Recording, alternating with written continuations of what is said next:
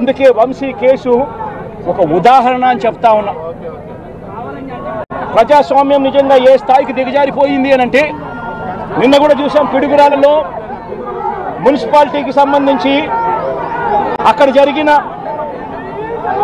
Municipal vice chairman ఎన్నుకునే ఎన్నిక పిడుగురాళ్లలో 33 మంది ఉంటే కార్పొరేటర్లు 33 మంది వైసీపీనే గెలిచింది. మరి తెలుగుదేశం పార్టీ కార్పొరేటర్ కనీసం ఒక్కడు కూడా లేకపోతే తెలుగుదేశం పార్టీ ఏకంగా పిడుగురాళ్ళ వైస్ ప్రెసిడెన్సీ సీటు ఒక్క సభ్యుడు కూడా లేని ఆ సీటును వీళ్ళు సిగ్గు లేకుండా మేమే గెలుచుకున్నాము అని చెప్పుకుంటా ఉన్నారు అని అంటే, నిజంగా పోలీసులు అనేవాళ్ళు చంద్రబాబు నాయుడు గారి హయాంలో ఏ స్థాయికి దిగజారిపోయి ప్రజాస్వామ్యాన్ని కూనీ చేస్తా ఉన్నారని చెప్పడానికి నిదర్శనం. తిరుపతిలో 49 సీట్లకు 48 సీట్లు వైసీపీ గెలిచింది. తెలుగుదేశం పార్టీ గెలిచింది కేవలం ఒకే ఒక్క స్థానం. అటువంటి చోట డిప్యూటీ మేయర్ పోస్టు పోలీసుల ఆధ్వర్యంలో తెలుగుదేశం పార్టీ వాళ్ళు కార్పొరేటర్లను కిడ్నాప్ చేసుకొని బస్సులో నుంచి కిడ్నాప్ చేసుకొని పోయి డిప్యూటీ మేయర్లను మేమే గెలుచుకున్నామని చెప్పి వాళ్ళు ప్రకటించుకుంటా ఉంటే, పోలీసులు ఏ స్థాయికి దిగజారిపోయినారు తెలుగుదేశం హయాంలో అని చెప్పడానికి ఇంకో నిదర్శనం. తుని నియోజకవర్గంలో 30 కార్పొరేటర్ల స్థానాలు 30కి 30 వైసీపీ గెలిచింది. తెలుగుదేశం పార్టీకి కనీసం ఒక్కడంటే ఒక్క అభ్యర్థి కూడా లేడు. మళ్ళీ అలాంటి చోట ఎన్నికలు జరిగితే, అలాంటి చోట వైస్ ప్రెసిడెన్సీని వైస్ని ఎన్నుకునే ఎన్నిక వైస్ చైర్మన్ ఎన్నుకునే ఎన్నిక జరిగితే వైసీపీకి ఎలాగో వైసీపీ వాళ్ళను దౌర్జన్యం చేసి తీసుకునే పరిస్థితి లేకపోయేసరికి తెలుగుదేశం పార్టీ వాళ్ళు ఎన్నికనే పోస్ట్ పోన్ చేశారు. అంటే వీళ్ళకి అనుకూలమైన వాతావరణం వచ్చేదాకా ఎన్నికలు జరపరు. కోర్టు పర్యవేక్షణలో ఉన్న కేసులకు సంబంధించిన పరిస్థితులు ఇవి.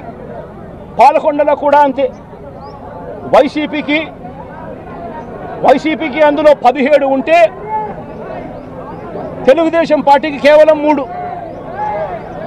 మళ్ళీ అక్కడ వైస్ ప్రెసిడెన్సీ అన్నది వైసీపీకి రావాలన్నా తెలుగుదేశం పార్టీకి రావాలన్నా, కానీ వీళ్ళకి అనుకూలత వచ్చేదాకా పోస్ట్పోన్మెంట్లు.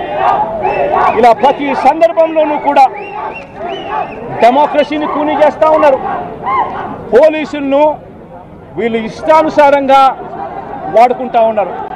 నేను ఇవాళ ఒకటే చెప్తా ఉన్నా, ప్రతి పోలీసు వ్యక్తికి కూడా చెప్తా ఉన్నా, మీ టోపీ మీద ఉన్న 3 సింహాలకు కనిపించే ఆ సింహాలకు సెల్యూట్ కొట్టడం మొదలుపెట్టండి.